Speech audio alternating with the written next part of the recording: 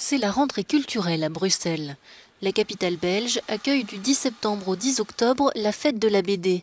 Pour des raisons sanitaires, les organisateurs ont bousculé leurs habitudes. Pas question de concentrer l'événement sur un week-end et dans un même lieu. Cette édition s'étend sur un mois complet et propose des expositions dans toute la ville. Les grandes figures de la BD sont présentes, ainsi que les jeunes talents. On a plus de 10 expositions qui sont prévues pendant ce mois de la bande dessinée. Ici, on est Galerie Anspach, en plein centre-ville de Bruxelles, où nous avons 2 expositions. On est ici dans l'expo qui s'appelle Tans. Juste au-dessus, nous avons une deuxième exposition qui fête les 75 ans de Lucky Luke.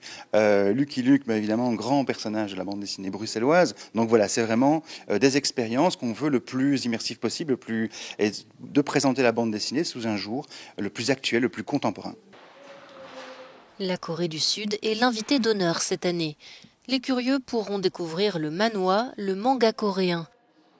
L'exposition intitulée « Parlons à travers la bande dessinée » présente les différences graphiques entre la BD belge et coréenne, mais elle souligne surtout les points communs qui traversent les deux sociétés.